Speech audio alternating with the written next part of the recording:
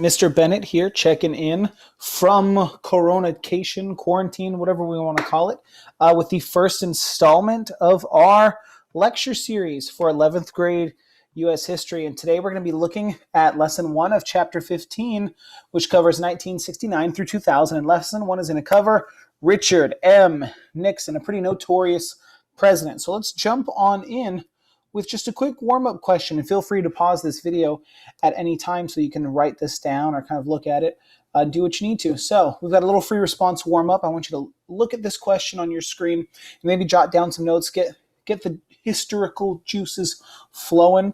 So the question is, what new challenges created in the 1960s do you expect to cause problems in the 1970s and 1980s?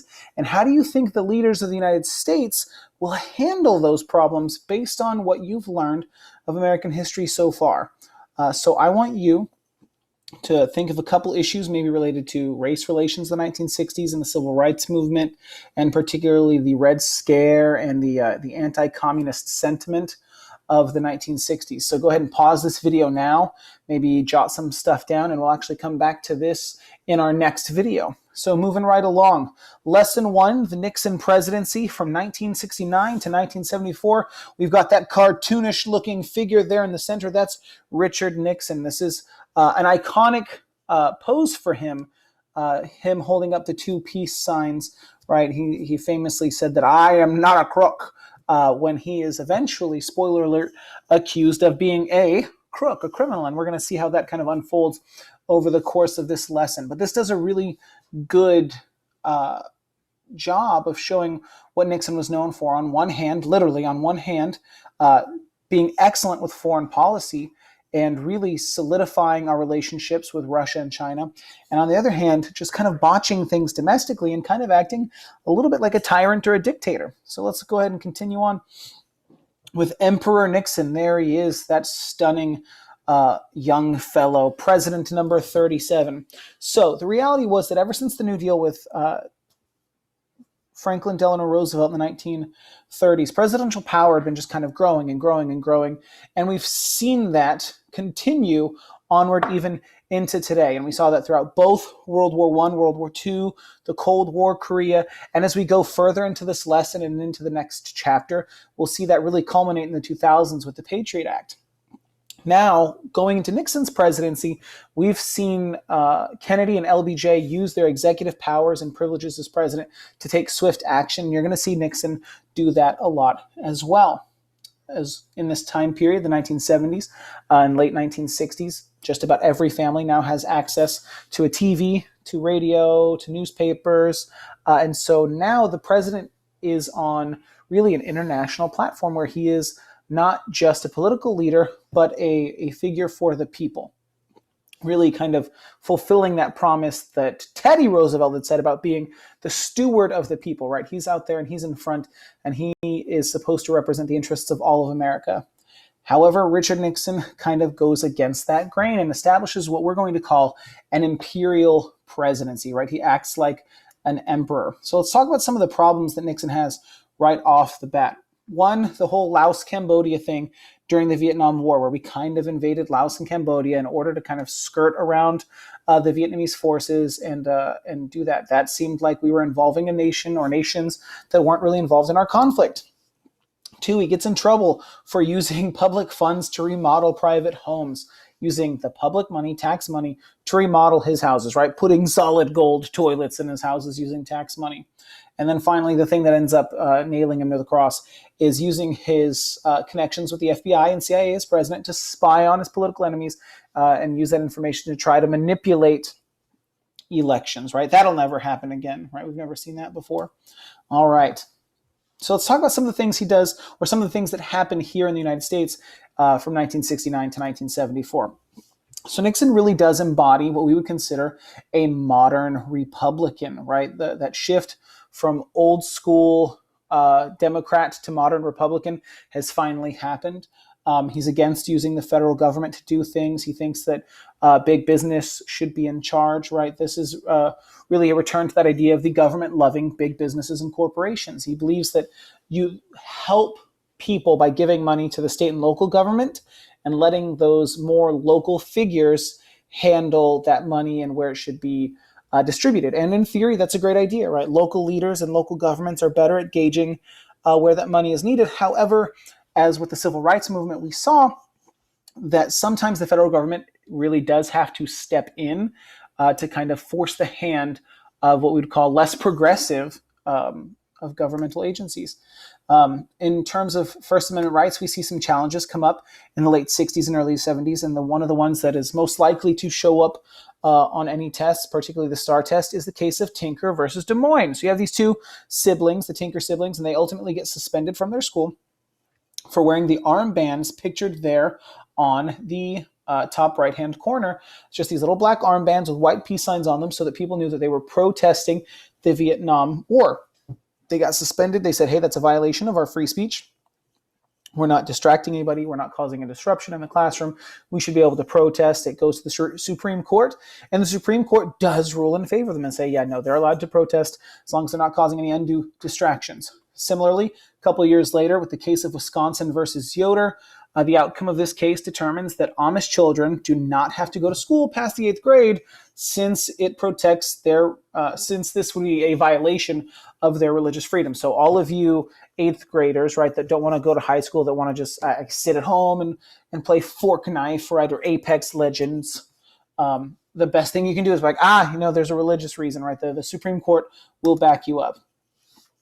This is also a period when we see something that's going to show up really more in the Ford and Carter presidencies, and that is inflation, right? The economy kind of getting out of control. The prices are rising. We have huge deficits. We're overspending and undertaxing, rampant unemployment. So in order to combat that, we start cutting these social programs and social services. We finally, cut ties with the gold standard, and ultimately none of this works, right? Inflation continues to be a problem for the Nixon presidency, as well as the Ford, Carter, Reagan presidencies, so on and so forth. And then in 1972, Nixon is kind of forced to replace his vice president, this guy Spiro Agnew, with Gerald Ford, because it comes out that Spiro Agnew had previously taken bribes when he was a governor. So he kind of steps down, and Gerald Ford becomes the vice president. It's going to come up a little bit later in this lesson. Becomes kind of important that Gerald Ford is the vice president now. Spoiler alert, he becomes president. All right. One of the really great things that Nixon did was help establish the Environmental Protection Agency in 1970. So obviously created to protect the environment, which has been struggling, since humans could burn things, right? But the reality was that technology has been rapidly enhancing, and we haven't been regulating it, and so pollution is increasing. So it sets water and air pollution standards, and it creates this agency, the EPA, to monitor and enforce laws regarding the environment. The most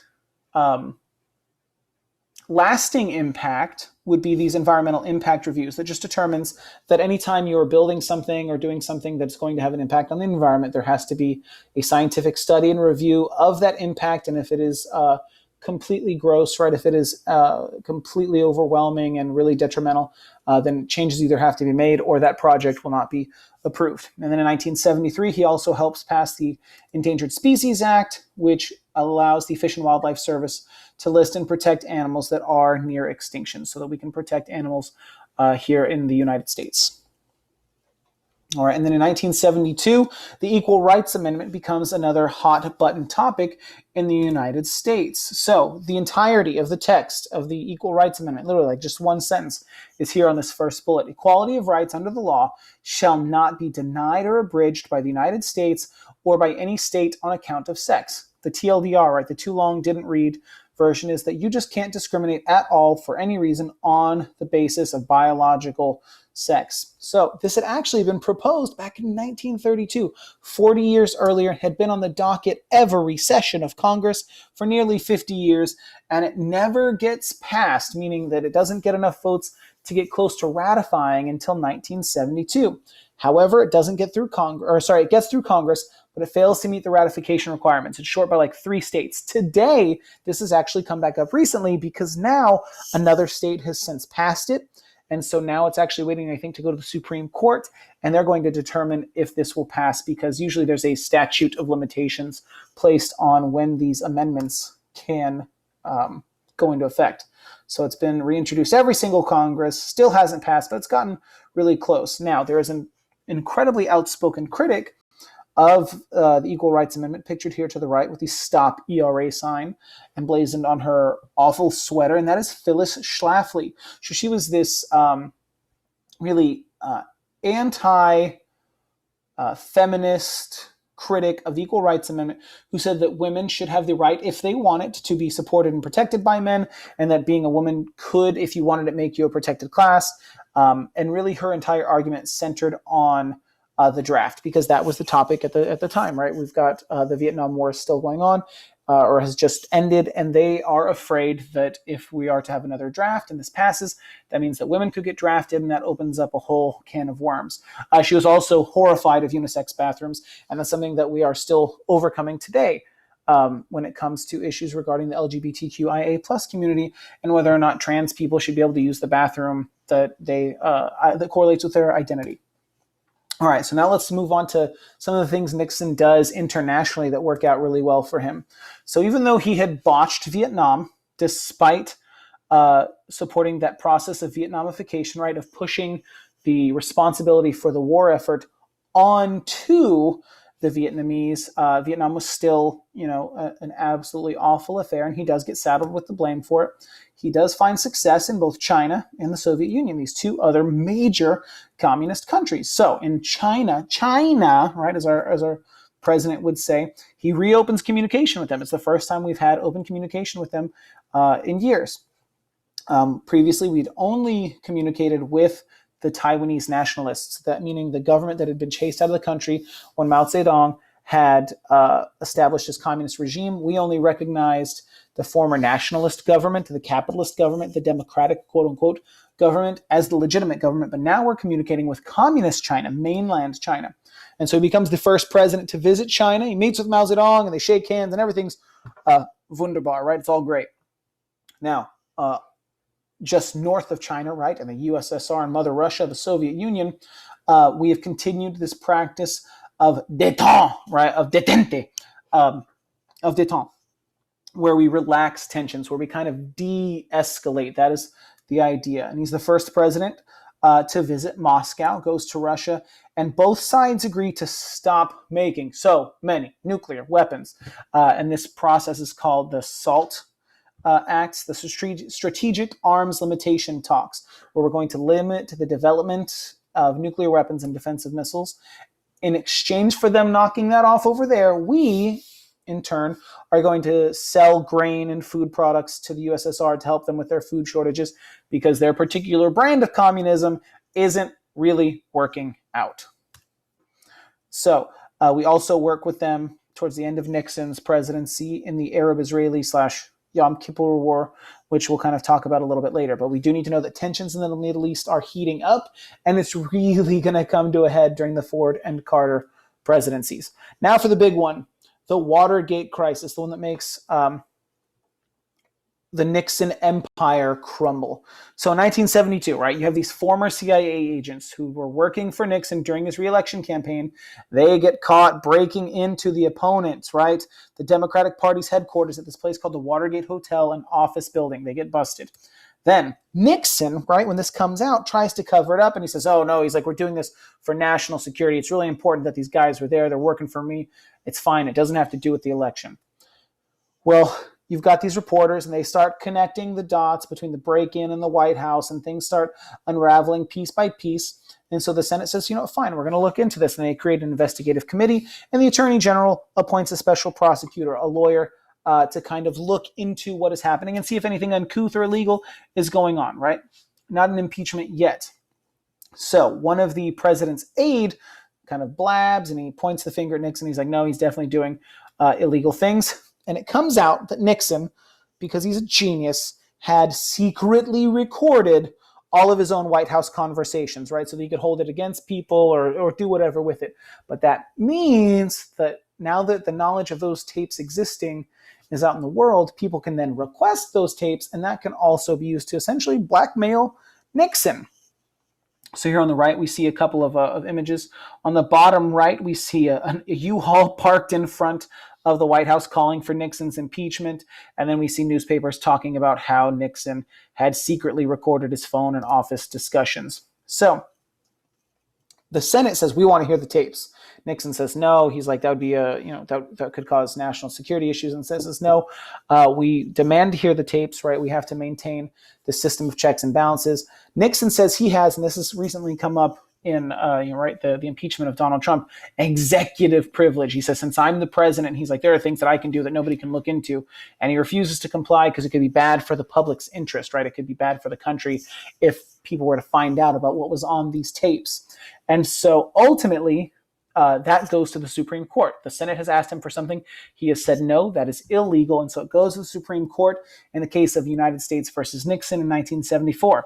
So Nixon's argument is that if he complies, right, with the Supreme Court, then this idea of separation of powers is broken, because then that means the Supreme Court can do whatever they want to the president or to Congress. And really, that's kind of the job of the Supreme Court, in my opinion.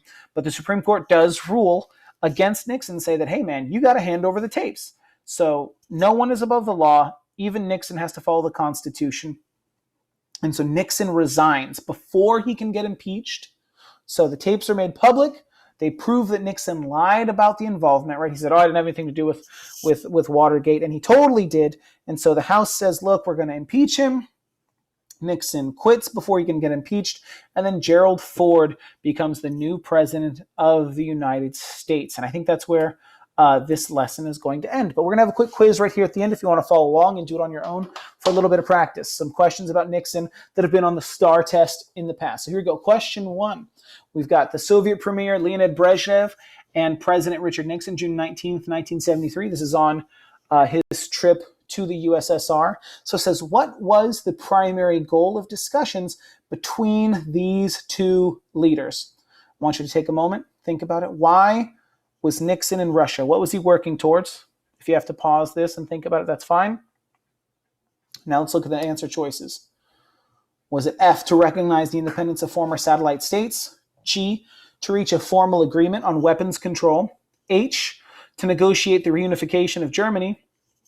Or J, to develop a global environmental protection policy? What was the goal of the discussions between Nixon and the Soviet premier, essentially their president, Leonid Brezhnev? Take a couple of seconds. Hopefully, you picked G, right? And what were these talks called? That's right, the SALT talks, Strategic Arms Limitation talks. And so we agreed to stop making as many nuclear weapons and defensive missiles. All right, moving on to that next question. So here we've got a graph, the percentage of responses indicating a, quote, great deal of confidence. So this is a graph of how confident was the American public in the U.S. government. So which of the following was the primary reason for the trends in public confidence from 1973 to 1976? So it goes down sharply, spikes, goes down, goes up again, goes down. So what was the primary reason for the trends in public confidence? Would it be A, the normalization of relations with China? B, the explosion aboard Apollo 13? C, the Watergate scandal? Or D, the nuclear power accident at 3 Mile Island? Which of these things would be responsible for what happens in public opinion from 1973 to 1976? If you picked C, good job, right? That's why people were less confident in the government. This huge scandal where the president was almost impeached, almost removed from office. All right, question 3. How was the goal set forth in this excerpt advanced during President Nixon's administration? So here we have an excerpt from President Richard Nixon in his first inaugural address, January 20th, 1969. So he says, let us take as our goal where peace is unknown, make it welcome. Where peace is fragile, make it strong. Where peace is temporary, make it permanent. After a period of confrontation, we are entering an era of negotiation. Let all nations know that during this administration, our lines of communication will be open. We seek an open world, open to ideas, open to the exchange of goods and people, a world in which no people, great or small, will live in angry isolation.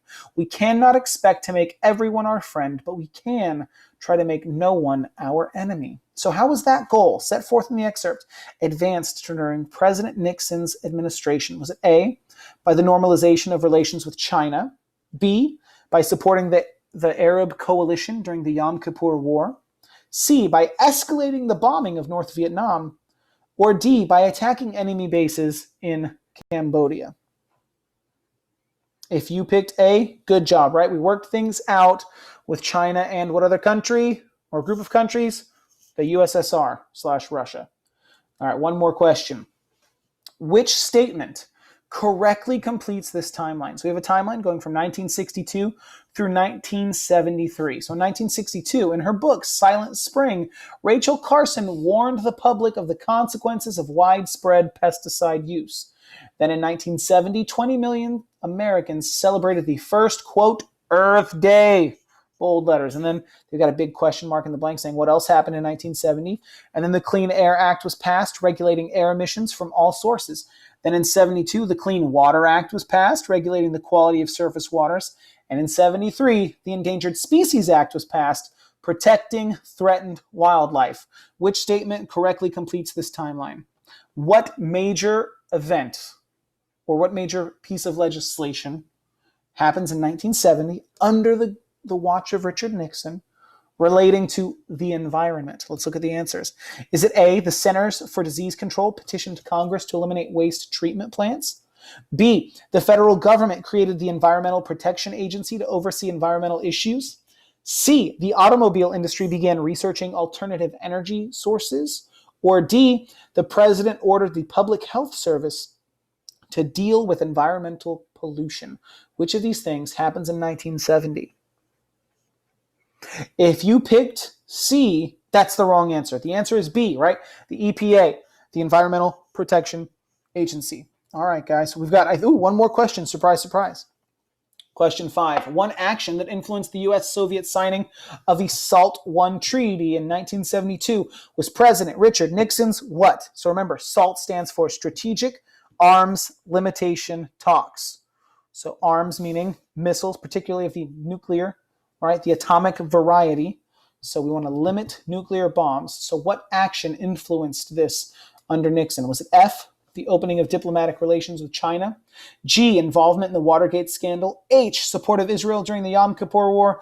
Or J, the withdrawal of military forces from Vietnam? Which of these things was related to us working out a deal with Russia? All right, Russia is a communist country. Who else is a communist country? That's right, China. And we see China in letter F, and that's the answer. Good job, guys. I believed in you. I knew you could do it. All right, and so next lesson will be tomorrow, and that'll be on Ford and Carter, but again, they're at the bottom, mostly Carter. So I'm going to try to upload at least one lesson of these every night so you guys can watch them. And if you have any questions, definitely shoot me a message on Canvas, shoot me a tweet at BetterBeBennett, and I'll try to get back to you. Shoot me an email, get on Discord, what have you. But I hope you enjoyed this. I hope it was helpful.